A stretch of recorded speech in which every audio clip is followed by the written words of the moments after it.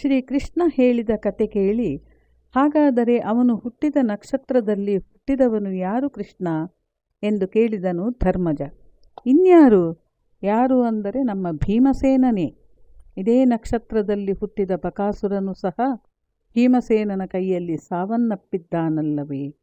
ಈ ಭೂಮಂಡಲದಲ್ಲಿ ಸಮಬಲರು, ಸಮವಯಸ್ಕರು, ಏಕನಕ್ಷತ್ರ ಸಂಜಾತರೂ ಆಗಿರುವ ಮಹಾವೀರರು 5 ಜನರಿದ್ದಾರೆ ಎಂದನು ಶ್ರೀಕೃಷ್ಣ. ಆ 5 ಮಂದಿ ಮಹಾವೀರರು ಯಾರು ಎಂದು ಕೇಳಿದನು ಭೀಮ. ಆಗ ಕೃಷ್ಣನು, ನೀನು, ಬಕಾಸುರ, ದುರ್ಯೋಧನ, ಜರಾಸಂಧ ಮತ್ತು ಕೀಚಕ ಈ 5 ಒಂದೇ ನಕ್ಷತ್ರಕ್ಕೆ ಸಂಬಂಧಿಸಿದವರು, ವಿಧಿಪ್ರೇರಿತ ಪ್ರತಿದ್ವಂದ್ವಿಗಳು. ಧರ್ಮಜ, ಜರಾಸಂಧನ ಗೆಳೆಯನಾದ ಕಾಲಯವನನು ನನ್ನ ಮಾಯೋಪಾಯದಿಂದ ಸತ್ತಿದ್ದಾನೆ. ನನ್ನ ಸೋದರ ಮಾವ ಕಂಸರಾಜನು ಈ ಜರಾಸಂಧನ ಪತ್ರಿಕೆಯವರನ್ನೇ ಮದುವೆಯಾಗಿದ್ದಾನೆ.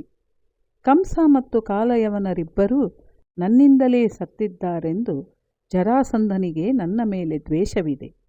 ನನ್ನನ್ನು ಸಂಹರಿಸಬೇಕೆಂದು ಬಹಳ ಪ್ರಯತ್ನ ಮಾಡಿದ್ದಾನೆ.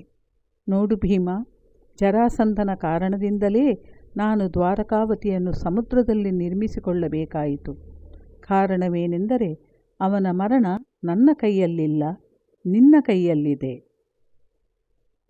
ಜರಾಸಂಧನ ಮರಣವೇ ನಿಮ್ಮ ಅಣ್ಣನ ರಾಜಸೂಯ ಯಾಗಕ್ಕೆ ನಾಂದಿ.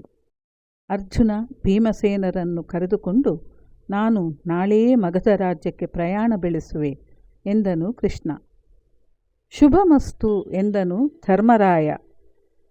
ಶ್ರೀಕೃಷ್ಣನು ಭೀಮಾರ್ಜುನರ ಸಮೇತವಾಗಿ ಮಗಧ ರಾಜ್ಯಕ್ಕೆ ಪ್ರಯಾಣ ಮಾಡಿದನು. ಕಾಲಕೂಟ ಪರ್ವತವನ್ನು ದಾಟಿ ಸರಯೂ ನದಿಯ ಕೋಸಲ ಮತ್ತು ಮಿಥಿಲಾ ನಗರಗಳನ್ನು ಅತಿಕ್ರಮಿಸಿ ಮಗಧ ರಾಜ್ಯವನ್ನು ಪ್ರವೇಶ ಮಾಡಿದರು. ಕತ್ತಿಯ ಅಲಂಕಾರಗಳನ್ನು ತ್ಯಜಿಸಿ ಬ್ರಾಹ್ಮಣ ವೇಷಗಳನ್ನು ಧರಿಸಿದರು. ಮಗಧ ಅಂತಃಪುರದ ಸಮೀಪಕ್ಕೆ ಬ್ರಾಹ್ಮಣರನ್ನು ಬಿಟ್ಟು ಬೇರೆಯವರು ನಡೆದಾಡುವುದಕ್ಕೆ ಸೈನಿಕರು ಬಿಡುವುದಿಲ್ಲ. ಇದು ಜರಾಸಂಧನ ಶಾಸನ. ಮಗಧೆಯ ಅಂತಃಪುರದ ಸಮೀಪದಲ್ಲಿ ಚೈತನ್ಯಗಿರಿ ಎಂಬ ಪರ್ವತವಿದೆ. ಆ ಪರ್ವತದ ಸಮೀಪಕ್ಕೆ ಭೀಮಾರ್ಜುನರನ್ನು ಕರೆದುಕೊಂಡು ಹೋದನು ಕೃಷ್ಣ. ಅಷ್ಟೊತ್ತಿಗೆ ಸಾಯಂಕಾಲವಾಗಿ ಕತ್ತಲು ಕವಿಯುವ ಸಮಯವಾಗಿತ್ತು. ಭೀಮಸೇನ, ಈ ಪರ್ವತದ ಹೆಸರು ಚೈತನ್ಯಗಿರಿ. ಈ ಪರ್ವತದ ಮೇಲೆ 3 ಶಬ್ದಭೇರಿಗಳಿವೆ. ಗೌತಮ ಮಹರ್ಷಿಗಳ ವರಪ್ರಭಾವದಿಂದ